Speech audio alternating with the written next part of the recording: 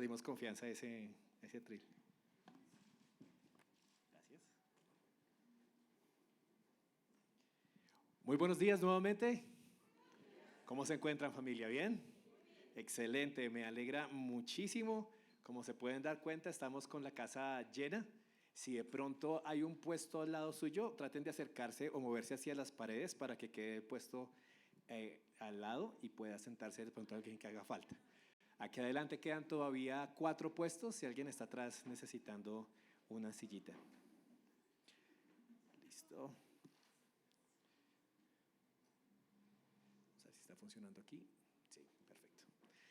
Bueno, damos gracias a Dios por esta mañana de alabanza, de adoración, de exaltarle, de darle gracias a Él y de poder glorificar y exaltar el nombre de nuestro Dios, como lo decía, bajo cualquier circunstancia. Hoy por una muy buena noticia, pero en todo momento nuestro Dios es bueno.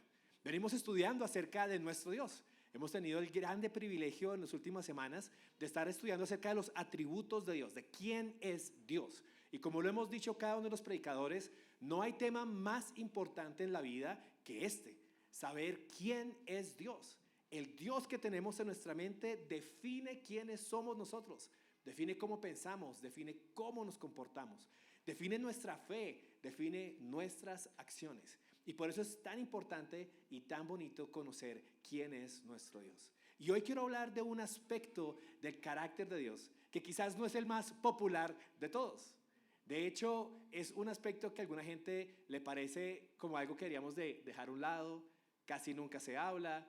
De pronto cuando se menciona como que se siente como que no hablen de eso porque esa parte no nos gusta a nosotros. Pero es una parte del carácter de Dios, esencial de quién es Él. Y es hermosa al igual que todo lo que es nuestro Dios. Y eso es la ira de Dios. La ira de Dios. Hablar de la ira de Dios es algo interesante. Cuando usted piensa en Dios, quizás piensa al igual que muchos de nosotros, como lo decíamos hoy, en un paisaje hermoso, una montaña majestuosa, imponente, impactante, un lugar que lo vemos y quedamos anonadados y lo vemos como algo verde, bonito, que da vida, que da gracia. Y esa es la imagen que casi todos tenemos acerca de Dios. La imagen que se habla normalmente de Dios, esa imagen de Dios es amor, Dios es hermoso, Dios es grande, ven a Él, acércate a Él. Pero hay otro aspecto de la hermosura de nuestro Dios, y es que esa montaña tan hermosa que es Dios, hay momentos que se convierte en un volcán.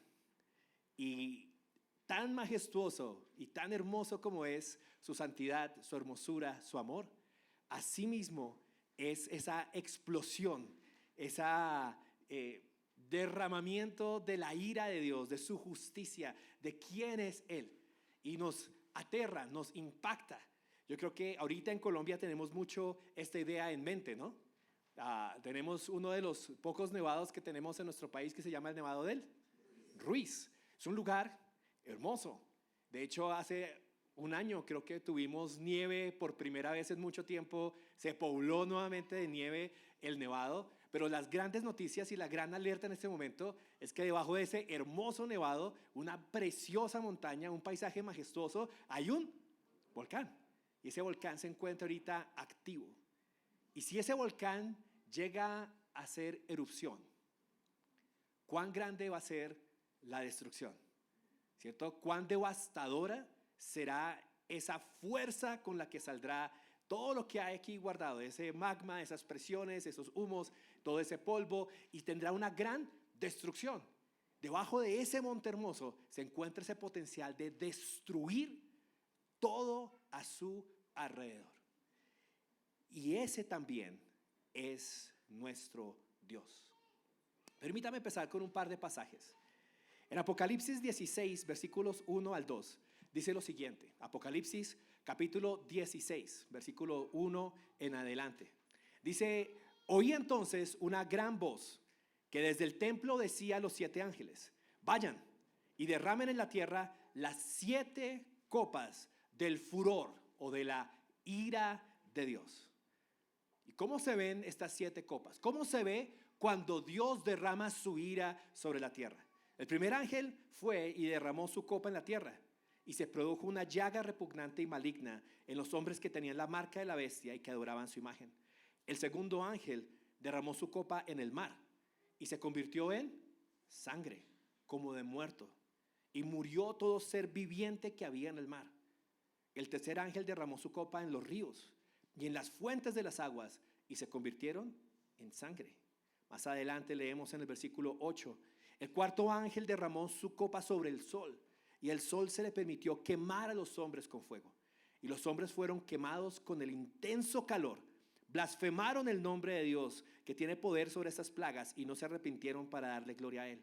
Y el quinto ángel derramó su copa sobre el trono de la bestia, y su reino se quedó en tinieblas, y todos se mordían la lengua de dolor. Y blasfemaron contra el Dios del cielo por causa de sus dolores, de sus llagas, y no se arrepintieron de sus obras. Esta es una imagen de la ira de Dios siendo derramada, del juicio de Dios llegando a la tierra. Llagas, dolor, oscuridad, muerte, castigo. Otra imagen está en Isaías 63. Es bien interesante este capítulo. Empieza con una pregunta, una declaración que uno diría como majestuosa.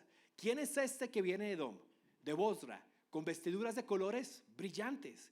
Este majestuoso en su ropaje, que marcha en la plenitud de su fuerza. Soy yo, que hablo en justicia, poderoso para salvar. El primer versículo uno lee como que, qué hermoso es Dios. Aquí se le está describiendo como esa persona con un lino resplandeciente, blanco, impactante. Y todos decimos, ese es mi Dios. Ese es el Dios al que yo adoro. Pero uno sigue leyendo el capítulo 63 y luego se da una imagen un poco impactante. Dice, espérate, ¿por qué es rojo tu ropaje? ¿Y tus vestiduras como las que pisa el lagar? Entonces aquí está este Dios vestido blanco y majestuoso, pero al acercarse está manchado de rojo. Sus vestiduras como si una persona se hubiera metido a presionar uvas y a espicharlas. Y está manchado rojo por todos lados. Y pregunta el profeta, ¿por qué? ¿Por qué estás manchado de esa manera? Y Dios responde, el lagar lo he pisado yo solo. De los pueblos ningún hombre estaba conmigo. Los pisé en mi ira y los aplasté en mi furor. Su sangre salpicó mis vestiduras y manché todo mi ropaje. Y de repente esa imagen esplendorosa y majestuosa del versículo 1 ya no es la misma.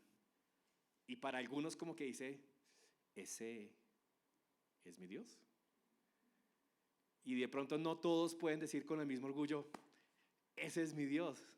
Pero aquí está el mismo Dios de majestad, el mismo Dios de esplendor, pero ejerciendo su ira, con una descripción gráfica e intensa, pisando el lagar de los hombres, trayendo juicio de tal manera que la sangre mancha sus vestiduras. Porque el día de la venganza estaba en mi corazón y el año de mi redención había llegado. Miré y no había quien ayudara. Me asombré de que no hubiera quien apoyara. Y entonces mi propio brazo obtuvo salvación por mí. Y fue mi propio furor el que me sostuvo. Pisoteé los pueblos en mi ira, los embriagué en mi furor y derramé su sangre por la tierra. Permítame hacerle una pregunta esta mañana. Cuando usted escucha este aspecto de Dios, cuando leemos en el Nuevo y en el Antiguo, porque quiero que usted se dé cuenta que está en los dos, no solamente en el Antiguo Testamento, acerca del furor y de la ira de Dios, ¿cuál es su reacción? ¿Qué piensa? ¿Qué siente? Cuando una persona se acerca a usted y de pronto le pregunta, pero ¿qué hay de todos estos pasajes de juicio de Dios destruyendo pueblos, de Dios mandando juicio sobre naciones enteras? ¿Cómo reaccionamos? Cuando leemos esos pasajes en Josué donde decimos, pero ¿qué pasó aquí? Verá, yo creo que muchos de nosotros reaccionamos de la siguiente manera. Algunos de nosotros nos da vergüenza. Como que decimos, ¿será que ese es mi Dios? No. Ese no puede ser. Y luego de la vergüenza entramos en negación. Decimos, no, es que ese es el Dios del Antiguo Testamento, pero el Dios del Nuevo Testamento es diferente, es otro Dios. y lo rechazamos y decimos, ese no es mi Dios, ese no es el Dios que yo tengo. O quizás escogemos ignorar el tema y no hablamos de eso. Y de pronto si nuestros hijos nos hacen una pregunta o si alguien nos preguntó por eso, no le ponga cuidado. Más bien, mira aquí Juan 3:16, de tal manera amó Dios al mundo, Dios es amor, Dios lo ama. Y nos quedamos mejor con ese espacio del carácter de Dios. Pero esta mañana yo quiero decirles, no, la ira de nuestro Dios es tan hermosa como su amor, es tan increíble como su omnipotencia, es tan maravillosa como su soberanía. Es parte de quién es nuestro Dios. De hecho, es uno de esos elementos que hace que en contraste brillen con aún más intensidad su amor, su misericordia y su bondad. Y yo quiero que usted esta mañana se vaya con una idea diferente de la ira de Dios. Que terminemos este espacio de estudio de la palabra y usted pueda decir de corazón, gracias Señor por tu ira. Gloria a ti Señor por tu ira. De pronto incluso retar al grupo de alabanza, ¿alguna vez han escuchado una canción que exalte a Dios por su ira? Que le dé gloria a Él por lo que es la ira de Dios. Ahí les dejo esa perlita al grupo. Esta mañana quiero que hagamos esto y vamos a ver 4 aspectos de la ira de Dios. El primero es que la ira de Dios es justa. La ira de Dios es justa. Lo segundo es que la ira de Dios es terrible y es eterna. Lo tercero es que la ira de Dios tiene una relación muy importante con el sacrificio de Cristo. Y por último, la ira de Dios le pertenece solo a Dios. Hay mucho más que hablar, pero como siempre, el tiempo apremia. Así que arranquemos pensando en que la ira de Dios es justa. ¿Cuándo usted considera que algo es justo? Cuando se lo merece, ¿cierto? Eso es lo que uno piensa. Cuando uno piensa que el castigo que le dieron sus papás no es justo.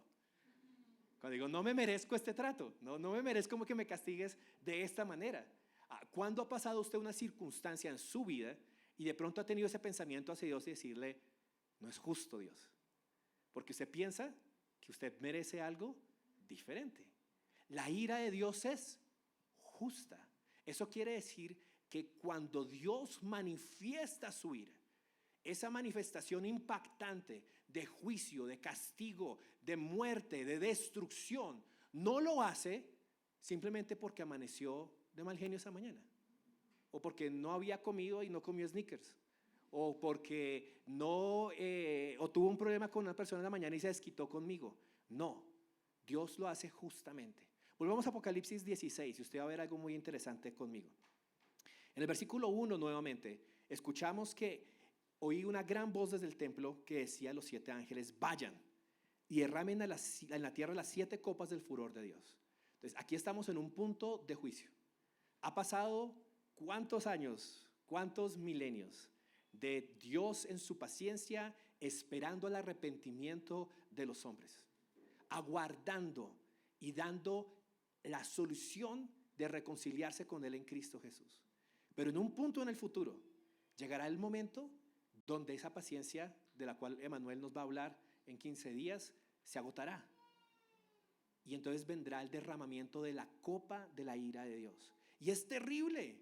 O sea, piense usted en la descripción que está haciendo acá. Y ya sea que usted interprete alegóricamente o no Apocalipsis, vemos que esto es un juicio supremamente grande. El primer ángel fue y derramó su copa en la tierra y se produjo una llaga repugnante y maligna en los hombres que tenían la marca de la bestia y que adoraban su imagen.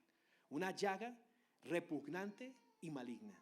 Encima de eso, el mar se convierte en sangre. No cualquier sangre, sangre como de muerto. Y produce una destrucción temible sobre toda la tierra. Todo ser viviente que había en el mar muere. Y el tercer ángel derrama la copa en los ríos, las fuentes de las aguas, y también se convierten en sangre. Esto es un castigo muy, muy, muy grande. ¿Y cuál es la reacción en el cielo frente a semejante castigo? No es, uy Dios, no, te excediste. O como que no, para Dios, no tan fuerte, no le hagas tan duro. No es tampoco, pero Dios, ¿cómo haces esto? ¿Cómo tratas a las personas de esta manera? ¿Acaso no son tus criaturas? No. Miren lo que los ángeles dicen al observar esta reacción tan intensa, tan fuerte y tan destructiva de Dios. Oía el ángel de las aguas que decía: justo eres tú, el que eres y el que eras, oh santo, porque has juzgado estas cosas. Pues ellos derramaron la sangre de santos y profetas, y tú les has dado a beber sangre. Se lo merecen. He aquí el gran impacto que tiene el juicio de Dios y la ira de Dios. Recuerden que dijimos que Dios es un Dios justo. ¿Se acuerdan cuando estábamos estudiando ese tema? Y que en su justicia Dios no permite que la maldad siga impune, es decir, sin castigo. Nosotros estamos acostumbrados porque vivimos en una sociedad impune. Aquí la gente parece que hace lo que quiera, lo que se dé la gana, que roban y les hacen, ay, no robe más. 2 años de casa por cárcel y la plata se perdió. Pero nuestro Dios no permite que el castigo siga sin darse. En algún momento el justo y la justicia de Dios llama a los hombres a rendir cuentas. Y en el momento en que los hombres no han accedido a esa misericordia de Dios, sino que al contrario han estado en rebeldía de Él, se ejerce la ira de Dios. Y cuando se ejerce la ira de Dios, el cielo y todos declaran: Señor, es justo. Qué gran diferencia a ti y a mí. Cuando tú y yo nos airamos, muy pocas veces reaccionamos en justicia. Hacemos nuestra propia justicia. Pero al final de nuestra pataleta de ira, ¿usted cree que su esposo o sus hijos lo van a mirar y decir: mamá, eres justa? Tenías toda la razón. Hay veces que de pronto sí. O tal persona, tenías toda la razón para bajarte y romperle el parabrisas a esa persona porque te cerró. Eres justo. Seguramente no, pero nuestro Dios sí. Su justicia, Él es el juez sobre toda la tierra. Él es quien determina el castigo para cada uno de nosotros. Y cuando su ira se manifiesta, claro, es destructiva, es terrible, es temible, pero es justa. Se da de acuerdo a la medida correcta. Verdaderos y justos son tus juicios, dice. Hay otra ocasión en la cual vemos la ira de Dios. No sé si usted lo recuerda. En Segunda de Crónicas hay un pasaje bien interesante en el cual David, el rey de Israel, está celebrando, está ya por fin en su casa y dice: tengo que traer el arca de Dios. Tiene que estar acá, la presencia de Dios tiene que volver aquí a mi palacio con nosotros. Y entonces manda una comitiva y ponen el arca de Dios en un carrito y empiezan a llevar el arca de Dios en un carrito y va David bailando por delante, van cantando, van alabando como estamos nosotros esta mañana, cuando de repente coge una piedra, el arca se inclina y uno de los levitas llamado Usa dice: no, el arca no se puede caer, y manda su mano, y cuando el arca toca la mano de Usa, en ese momento dice la palabra, se enciende el furor de Dios contra Usa y cae fulminado. ¿Usted se imagina eso? ¿Usted se imagina eso? En plena celebración y de repente cae uno de nosotros acá. ¿Cómo se convirtió esa fiesta? ¿En qué quedó esa celebración? Quedó, pero, o sea, se convirtió de fiesta a un funeral. Terrible y temible. Ahí estaban. Y cualquiera de nosotros pudiera decir: qué injusto. Pero ¿por qué? Pero ¿cómo así? No entiendo. Pero si él solamente quería, él solamente pensaba, él tenía buenas intenciones. ¿Y por qué cae muerto de esa manera? Es uno de esos pasajes que uno lo dejan como pensando y pensando y pensando. Y yo creo que David lo dejó pensando mucho tiempo, tanto que dijo: no, devuelvan el arca, espere que quede quietica, mejor yo me espero. Pero luego de un tiempo de reflexión, dice Segunda de Crónicas capítulo 15, David reflexiona, piensa en lo que ocurrió, vuelve a llamar nuevamente a los levitas y les dice: vamos a volver a traer el arca, pero vamos a hacer algo diferente. Primera de Crónicas 15, versículo 12. Se puso error acá, si lo puedes cambiar tú. Gracias. Y les dijo: ustedes son los jefes de las casas paternas de los levitas. Santifíquense tanto ustedes como sus parientes, para que suban al arca del Señor Dios de Israel al lugar que le he preparado. Y luego dice el versículo 13: puesto que ustedes no la llevaron la primera vez, el Señor nuestro Dios estalló en ira contra nosotros, ya que no lo buscamos conforme a la ordenanza. No lo buscamos conforme a la ordenanza. ¿Podemos reiniciar Proclaim, por favor? Gracias. Escuche esto. Cuando David estaba reflexionando diciendo ¿por qué ocurrió? ¿Por qué se desencadenó el furor de Dios sobre algo tan sencillo como lo era simplemente sostener con la mano el arca para que no se cayera al suelo? Miró hacia atrás y buscó la palabra de Dios. Buscó lo que la palabra de Dios decía. Y algo muy importante que decía la palabra de Dios es que ellos tenían unas instrucciones muy específicas acerca de cómo cargar el arca. El arca debía ser cargado por medio de unas varillas que se colocaban y personas que alzaban el arca sobre sus hombros y la levantaban. Y esto era un símbolo muy importante.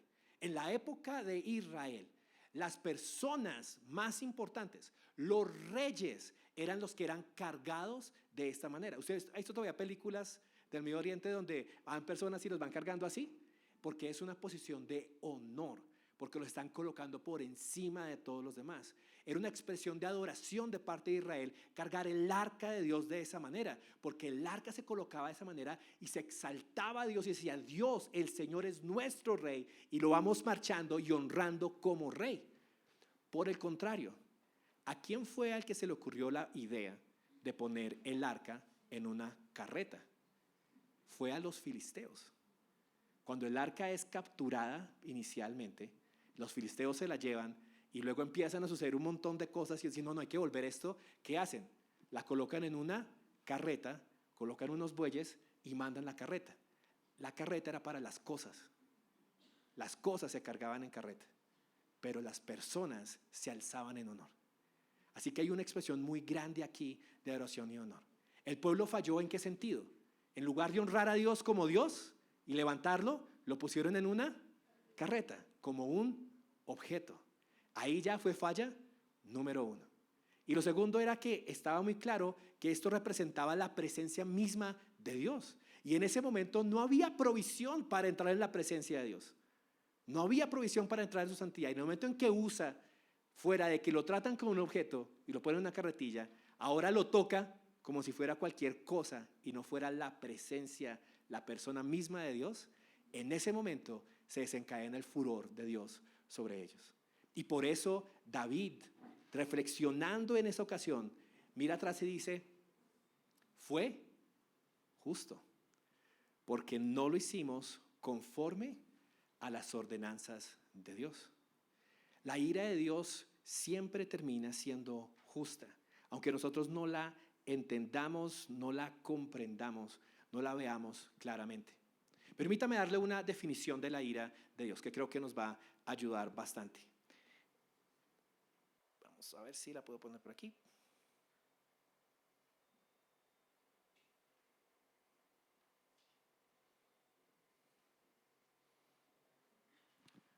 La ira de Dios es su repudio eterno a todo lo que no es recto.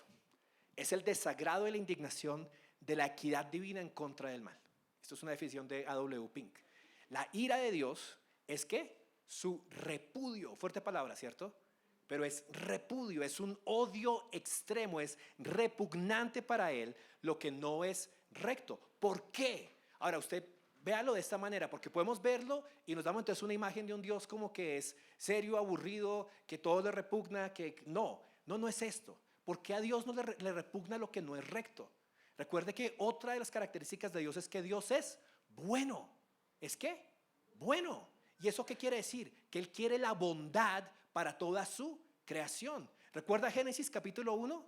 Dios creó los cielos y vio que era bueno. Creó el sol, la tierra, el mar, los animales y vio que era bueno. Creó al hombre y ¿qué pasó? Vio todo era bueno en gran manera. ¿Y qué hace Dios en ese primer capítulo con cada cosa que crea? La bendice. bendice, le da propósito al sol, a la tierra, al ser humano lo bendice. ¿Por qué? Porque ese es nuestro Dios. Dios busca bendecir. Pero ¿cuál es el problema? Que a ese mundo perfecto entra el pecado. Y el pecado no es nada más que algo que va en contra del diseño bueno y perfecto de Dios. ¿Por qué odia a Dios el pecado? No solamente porque va en contra de su naturaleza, sino por el efecto que el pecado tiene sobre su creación y sobre las personas a las cuales Él ama. Y ahora, fíjese que es muy importante pensar en Dios no solo como ira, no solo como amor, no solo como juez, sino que Dios es todas estas cosas al mismo tiempo. Cuando Dios hace algo, no es que la parte de la ira de Dios es la que está actuando y luego la parte de la misericordia es la que está actuando. No, Dios actúa como Él es. Él es Dios. Así que cuando Él odia el pecado es porque su bondad no puede con la maldad que hace el pecado.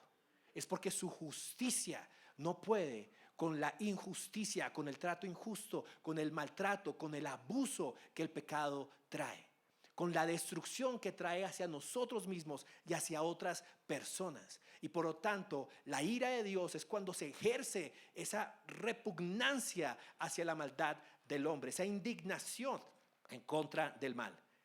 La ira de Dios es la santidad de Dios, que se ve convulsionada hacia el pecado. Es la causa en movimiento de esa sentencia que Él hace recaer sobre los impíos. Esa es la ira de Dios. ¿Puedes pasar a la ira de Dios? Es eterna y terrible, por favor.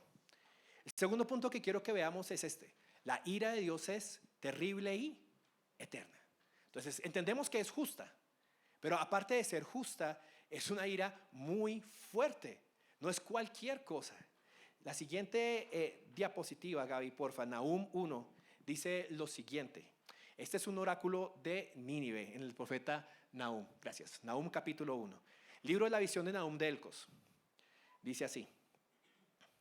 Dios celoso y vengador es el Señor. Vengador es el Señor irascible. El Señor que se venga de sus adversarios y guarda rencor a sus enemigos. El Señor es lento para la ira y grande en poder. Y ciertamente el Señor no dejará sin castigo al culpable. Entonces, ve aquí un minuto estos dos aspectos que nos está diciendo de Dios. La primera es la descripción de nuestro Dios. Dice que grande es su ira, que es irascible, que no tendrá al culpable solo. Pero también nos dice que es ¿qué? Lento para la ira. Qué bueno. Qué bueno. ¿Usted alguna vez le ha tocado a esas personas que son muy, muy buenas gentes? Y que uno dice, uy, espero nunca verle mal genio porque mal genio debe ser terrible. Y lo son. Si algún día ha visto a alguien que es muy, muy buena gente de mal genio, usted dice, uy, no, escóndanse. Ahora, miren lo que es la ira de Dios y que Él sea lento para la ira. Dios es un Dios todopoderoso que tiene la capacidad de destruirnos a nosotros con un solo pensamiento, fulminarnos inmediatamente. ¿Usted se imagina si la ira de Dios no fuera lenta? Si Dios reaccionara inmediatamente como a veces tú y yo reaccionamos frente a cualquier cosita. Porque hay días que amanecemos con el fusible así de cortico, ¿sí o no? Y nos cerró alguien. Ya nos han cerrado 3.400 veces en Bogotá. Eso es una realidad. Pero esa mañana nos cerró un carro y el fusible estaba cortico y acelero, lo cierro también, le bajo la ventana, lo bendigo y sigo derecho. Fue una manifestación de mi ira. Me airé y quería castigar a esa persona. Lo máximo que usted puede hacer es cerrarlo otra vez con el carro. Pero se imagina si usted tuviera una capacidad divina de decir, uy, me cerró. ¡Puf! Y un rayo cayera y ¡ya! Se pulverizara ese carro. No habrían trancones en Bogotá y no habría gente tampoco. Pero terrible porque es una destrucción. Estamos hablando de una vida humana. Estamos hablando de una persona con familia, con gente a su alrededor que sería extinguida su vida simplemente por una manifestación rápida de nuestra ira. Pero Dios es lento para la ira.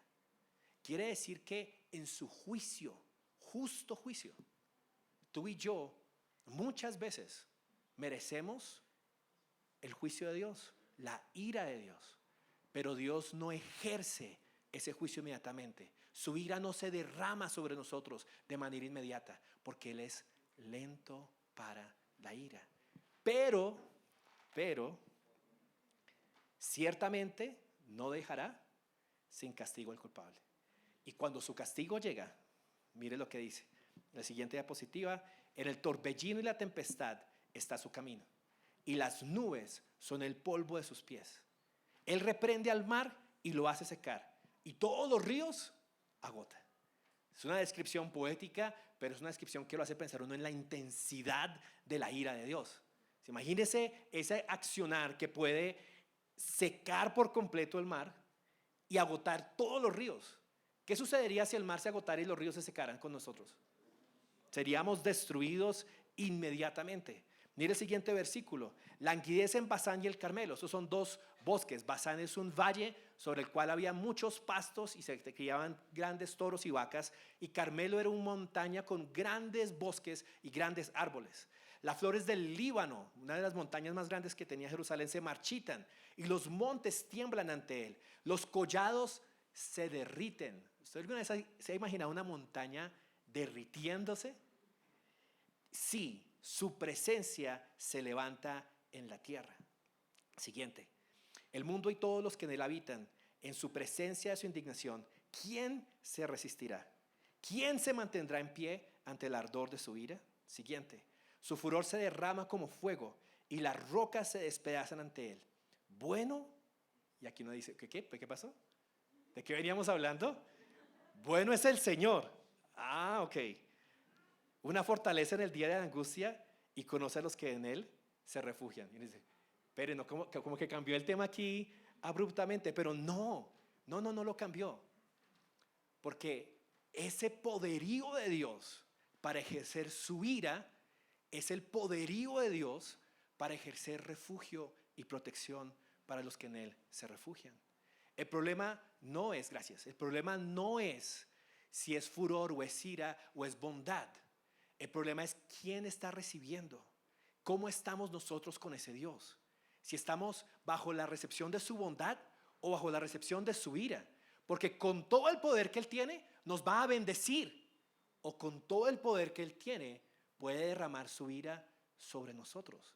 Y eso convierte nuestra relación con Dios en una de las decisiones y de las posiciones más importantes que cualquier ser humano puede tener sobre esta tierra. Si saltas un minuto ahí, Nahum, porfa, y vas al que dice Mateo 13:41. Mateo 13, gracias. Mateo 13:41 dice lo siguiente: el Hijo del Hombre enviará a sus ángeles y recogerán de su reino a todos los que son piedra de tropiezo y a los que hacen iniquidad, y los echarán en el horno de fuego, y allí será el llanto y el crujir de dientes. Fíjese en una cosita más. Yo sé que está súper animada esta charla de bienvenida, Ferney, bienvenido. Pero esto es nuevamente un aspecto importante de nuestro Dios. Miren lo que dice Apocalipsis 20. Vi un gran trono blanco y aquel que estaba sentado en él, de cuya presencia huyeron la tierra y el cielo, y no se halló lugar para ellos. Esto es una expresión interesante, ¿no le parece? Se sienta un trono y la tierra y el cielo huyen. O sea, así de imponente es la presencia del juez que está sobre ese trono. También vi a los muertos grandes y pequeños de pie delante del trono, y los libros fueron abiertos. Otro libro fue abierto, que es el libro de la vida. Los muertos fueron juzgados por lo que estaba escrito en los libros según sus obras. Juicio. El mar entregó los muertos que estaban en él, y la muerte y el Hades entregaron los muertos que estaban en ellos, y fueron juzgados cada uno según sus obras. La muerte y el Hades fueron arrojados al lago de fuego, y esa es la muerte segunda, el lago de fuego. Y el que no se encontraba inscrito en el libro de la vida fue arrojado al lago de fuego. La ira de Dios es terrible y es eterna. Hay una promesa de juicio. Y nuevamente, no porque Dios quiera destruir. Ese no es el deseo de Dios. Nuestro Dios es un Dios de bondad. Su deseo es de bendecir. Su deseo es de relacionar. Su deseo es de amar. Su deseo y su intención es de restaurar, es de reavivar, es de llevarnos nuevamente a su presencia. Pero nuestro Dios es un Dios justo. y no dejará pasar inadvertida la injusticia de esta humanidad. Y eso es bueno, hermanos. Eso es bueno.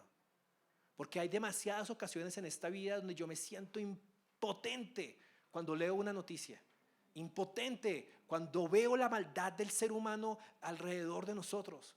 Cuando veo los abusos que se han generado de niños, de mujeres, de hombres. Cuando veo la corrupción que llena esta tierra por completo. Cuando veo la maldad con la que se intenciona a veces, incluso dentro de la misma familia.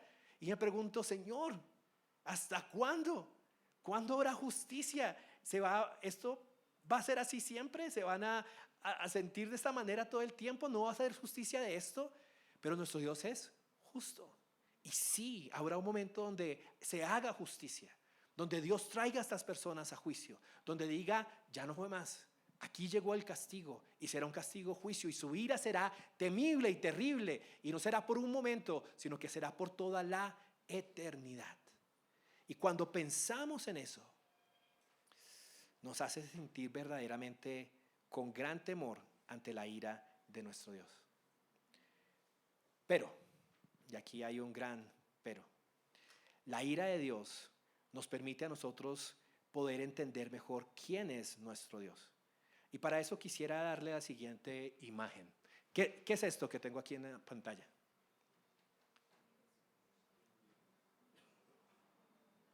¿Quién da más? Un triángulo, un dado. Eso es un diamante. Pero ¿se parece a lo que usted normalmente conoce como un diamante? No. ¿Sabe por qué no está tan brillante ese diamante? Por la manera en la que está cortado. Solamente tiene, en este caso, 2 caras en este lado. Así que la luz no entra y no brilla de gran manera. Un diamante es muy bonito, es muy fuerte, pero no lo es cuando uno lo saca como piedra. Se ve como un cuarzo. Lo que hace que el diamante sea bonito es cuando empiezan a cortarlo con un poquito más de piezas. Déjame ver si por aquí podemos ver este. Bueno, aquí este de acá. Ahora, este diamante, ¿cómo lo ve? ¿Puede ver todas las facetas y todas las caras que tiene ese diamante? No está cortado en una sola, sino si ve que cada ladito tiene varios lados más, varios cortes. Esos cortes hacen que la luz entre en ángulos exactos que hacen que se refraccione y uno los pueda ver y brille el diamante. El diamante no tiene ningún brillo por dentro. El diamante lo que hace es reflectar la luz que entra y lo hace ver hermoso. Pero ¿cuál es el secreto de que un diamante se vea bien? Las diferentes caras. Entre más facetas tiene un diamante, más hermoso se ve. El carácter de nuestro Dios es así. A veces nosotros pensamos en Dios como que Dios solo es bueno. Y tenemos 2 facetas de Dios que siempre hablamos. Dios es bueno y Dios es amor. Esas son las 2 que siempre hablamos. Y decimos, y es bonito, es un diamante, o sea, brilla. Es duro, es duradero, ese es parte de quién es nuestro Dios. Pero no es todo lo que Dios es. Y algo que yo anhelo que usted pueda ver con este estudio que hemos hecho del carácter de Dios, es que Dios es más complejo. Dios tiene muchas facetas. Su ira, su bondad, su justicia, su santidad, su omnipotencia, su omnisciencia. Todas estas cosas juntas le dan un brillo especial a nuestro Dios. Cuando usted piensa en que Dios es un Dios de ira, como lo está viendo en este momento, de repente usted dice, uy, brilla mucho más la misericordia de Dios. Cuán grande es la gracia de Dios. Qué increíble es que Dios nos bendiga. Porque si esa es su ira y nosotros somos receptores de gracia, gracias Dios por eso. Y por eso la ira de Dios y el sacrificio de Cristo son tan importantes para nosotros. Romanos 5, versículo 8 dice lo siguiente. Pero Dios, mira aquí cómo está combinado todo. ¿Qué demuestra? Su amor. Demuestra su amor para con nosotros. ¿Cómo lo demuestra? ¿En que siendo aún qué? Okay. ¿Los pecadores qué se merecen? La ira de Dios. La justa ira de Dios. Pero en lugar de darnos ira, Dios fue lento para la ira, no nos ajuició inmediatamente, sino que se esperó y dio una provisión increíble preciosa y maravillosa para nosotros. Cristo murió por nosotros. Y entonces mucho más, habiendo sido ahora justificados, aquí entra la justicia de Dios, por su sangre, seremos salvos ¿de qué? De la ira de Dios por medio de él. Porque si cuando éramos enemigos fuimos reconciliados con Dios por la muerte de su Hijo, mucho más habiendo sido reconciliados, seremos salvos por su vida. Ahora, quiero que usted se fije en esto. Entender esa ira de Dios. Entender que Dios derrama con poder, con potencia, con terrible juicio a los hombres, nosotros pecadores. Y entender que eso no se aplica al asesino solamente. No se aplica solamente al corrupto. No se aplica solamente al que ha hecho cosas terribles. Amados, tú y yo, todos nosotros, sin Cristo, éramos receptores de la ira de Dios. Pero cuán grande es su sacrificio, cuán increíble es su bondad, cuán poderosa es su misericordia, que nos dio a su Hijo. Y ahora por medio de la muerte de su Hijo, tú y yo somos salvos de la ira de Dios. Y eso hace que brille, que el carácter de Dios resplandezca, que su bondad sea aún más hermosa. Colosenses lo pone de esta manera. Colosenses capítulo 3, versículo 3 dice: porque ustedes han muerto y su vida está escondida con Cristo en Dios. Cuando Cristo nuestra vida sea manifestado, entonces ustedes también serán manifestados con Él en gloria. Por tanto, consideren los miembros de su cuerpo terrenal como muertos a la fornicación, la impureza, las pasiones, los malos deseos y la avaricia, que es idolatría. Pues la ira de Dios vendrá sobre los hijos de desobediencia por causa de estas cosas, en las cuales ustedes también anduvieron en otro tiempo cuando vivían en ellas. Increíble esto. Nosotros andábamos en esto, éramos receptores de la ira de Dios y ahora tenemos la bondad de Dios. ¿Y qué debe hacer esto en nosotros? Colosenses lo dice, debe causar en cada uno de nosotros un deseo genuino, poderoso y constante de una vida diferente, de vivir de una manera diferente. No porque Dios me va a castigar, eso no es el deseo de la ira de Dios, porque fíjese que nosotros ya no somos receptores de la ira de Dios. Así que usted como creyente no hace las cosas porque dice, si no hago esto y tengo un Dios de ira terrible porque Dios me va a castigar. No, eso no es la realidad. Usted lo hace en una acción de agradecimiento a Dios y de pensamiento lógico, de decir, si ya me sacó del mugre y me dio un vestido nuevo, pues ¿qué voy a hacer? Irme al lodo a saltar otra vez y embarrarme completamente. Si tengo un vestido nuevo, me alejo del lodo, vivo de una manera diferente. Si estaba siendo esclavizado, martirizado, herido por el pecado, mi vida, la vida de mi familia, las cosas que yo hacía, las decisiones que tomaba, traían destrucción a mi alrededor. Y ahora Dios en Cristo me ha rescatado porque Cristo absorbió la ira de Dios, pagando el justo juicio de Dios sobre su carne en la cruz del Calvario. Ahora yo tengo esa oportunidad de vivir una vida de honra a Dios, de sabiduría, de temor a Dios, que por lo general trae bendición a mi vida y un camino recto. No sin dificultades, porque vivimos en un mundo de pecado y vivimos en un mundo de maldad y todos estamos untados de ella, pero sí unas decisiones que van a dar un fruto diferente en mi familia, en mi matrimonio, en mi trabajo, en quién soy yo. Todo eso porque Dios me ha salvado de la ira de Dios. Pensar en la ira de Dios hace que sea aún más hermoso cuando cantamos aquí en la mañana, cuando decimos Cristo se entregó por mí, su sangre me limpió, su sangre me derramó. ¿Por qué derramó su sangre? ¿Por qué tuvo que morir? Porque Dios es un Dios de ira y era necesario que esa ira se derramara, que se pagara un justo juicio, y Él lo absorbió por mí. Finalmente, la ira de Dios le pertenece solo a Dios. Y eso es muy importante, porque uno podría decir con esto, sí, claro, Dios es un Dios de ira. Y entonces alguien te hace algo malo y haces como Juan y su hermano y vas donde Dios y dice, Señor, ¿quieres que oremos y que caiga fuego sobre esta aldea y los destruya por completo? Y Jesús como que, con razón les puso los Boanerges, ¿no? Los hijos del trueno. Pero a veces usted y yo somos así. Reaccionamos quizás también como David reacciona pidiendo esa justicia de Dios. Señor, destruye a mis enemigos. O a veces ni siquiera eso. Tú y yo nos tomamos la justicia en nuestras propias manos, que es aún peor, porque ni siquiera vamos ante el juez de toda la tierra y le decimos a Dios como juez: Señor, haz algo, ajuícialos. No hacemos eso, sino que nos volvemos el juez Dredd, que somos testigos, abogados y jueces al mismo tiempo. Sentenciamos y aplicamos, porque también nos volvemos verdugos. Entonces, si alguien nos hace algo malo, nuestra reacción es hacerle algo peor, ¿cierto? Si alguien nos hirió, nosotros herimos más fuerte.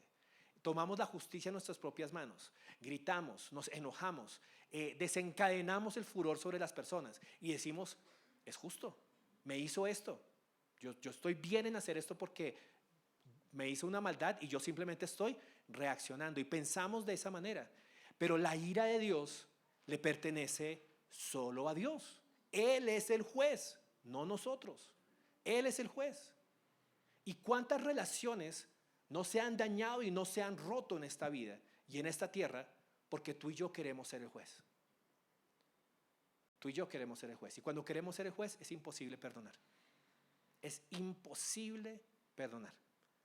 Porque tú eres el que quiere ajusticiar y ver justicia a tu manera. Que esa persona reaccione como tú quieres. Que sufra como tú sufriste. Y entonces no puedes perdonar. Pero mire lo que dice la palabra de Dios. En Romanos capítulo 12, versículo 19, dice lo siguiente: amados, nunca tomen venganza ustedes mismos, sino den lugar a la ira de Dios. Porque escrito está: mía es la venganza, yo pagaré, dice el Señor. Porque si tu enemigo tiene hambre, dale de comer. Y si tiene sed, dale de beber. Porque haciendo esto, carbones encendidos amontonarás sobre tu cabeza. Y esto está en el contexto de uno de los pasajes más hermosos que me encantan a mí en las relaciones, en Romanos 12, que dice: no seas vencido por el mal, sino vence al mal con el bien. El concepto de la ira de Dios me permite a mí descansar en que Dios es un Dios de juicio y de ira, y que si en verdad esta persona merece ira, no merece la mía, sino que merece la ira de Dios. Y Dios es, ya dijimos que, lento para la ira. Porque ¿con qué propósito Dios es lento para la ira? Porque Él no desea simplemente destruir con su ira, sino que en ese espacio de lentitud para la ira, ¿qué espera Dios que hagamos nosotros? Que nos arrepintamos y que vengamos a Cristo. Mire el modelo de Dios y dígame si no es un modelo digno de imitar en nuestras relaciones. Usted y yo a veces queremos ejecutar la ira inmediatamente, castigar a esa persona. Pero ¿a qué nos está invitando Dios? A que seamos también lentos para la ira y que no ejecutemos nuestra propia ira, sino que le demos lugar a la ira de Dios.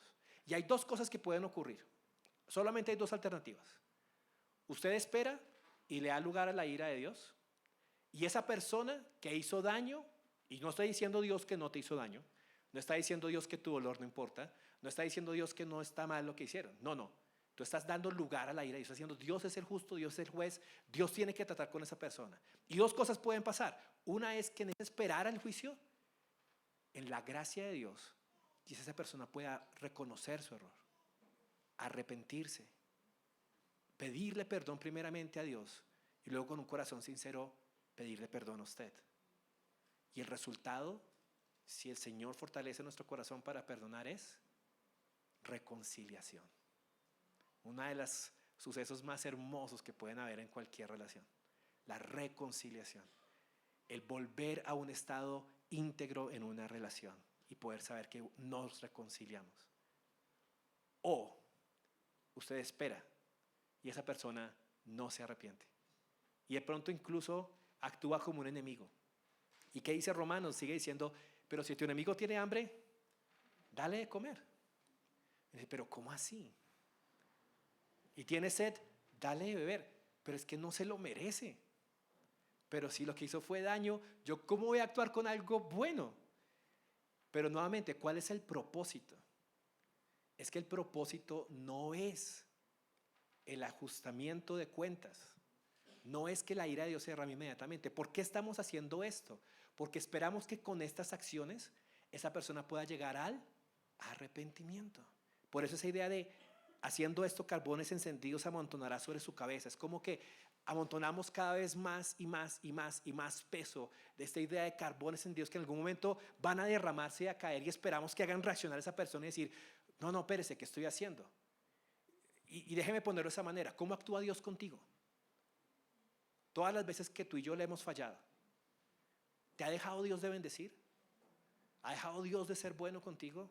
¿Ha dejado Dios de mostrarte su bondad, y a veces una bondad extrema? Situaciones tan buenas que suceden en nuestra vida y que no nos la merecemos, porque al contrario lo que nos merecemos es la ira justa de Dios, pero Dios en su bondad nos atrae.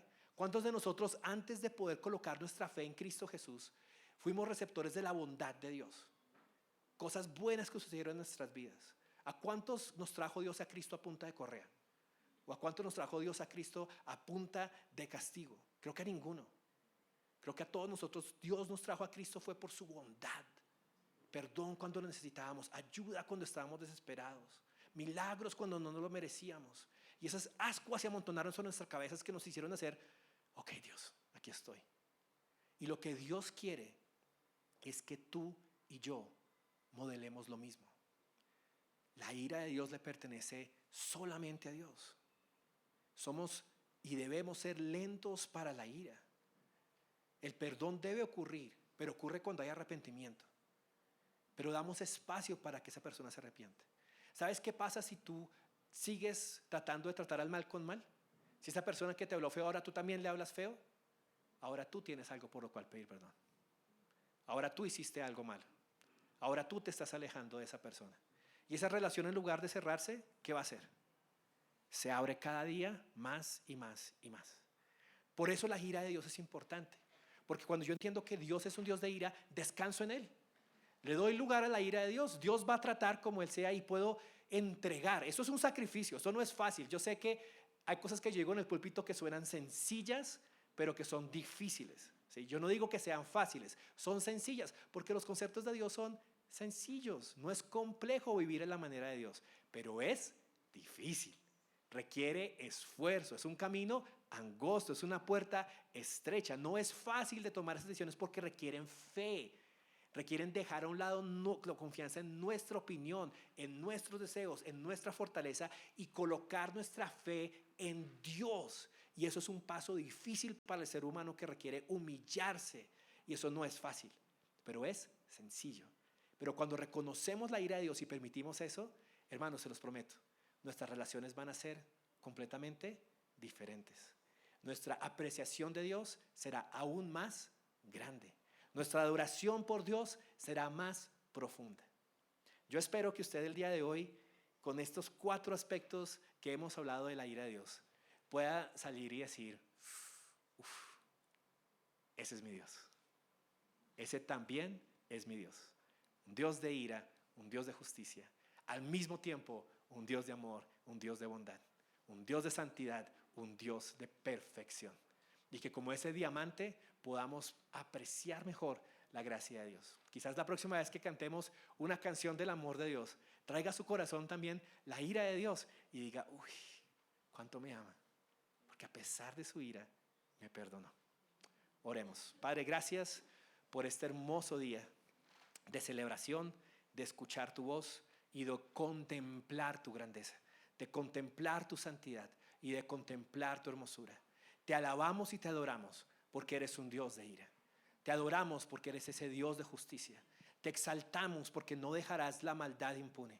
Te levantamos hoy, mi buen Señor, en alto, porque a pesar de que no dejarás la maldad impune, has perdonado nuestra maldad. Nos has quitado de ser receptores de la ira de Dios y nos has puesto en tu bondad y en buena relación contigo. Oh Señor, ayúdanos a apreciar esto. Si hay alguien esta mañana, hoy acá, Señor, que no se ha reconciliado contigo, oh Padre, yo te ruego, atráelo a ti y permite que pueda poner su fe en Cristo Jesús esta mañana, para que sea reconciliado con Dios. Te ruego, Señor, por nosotros.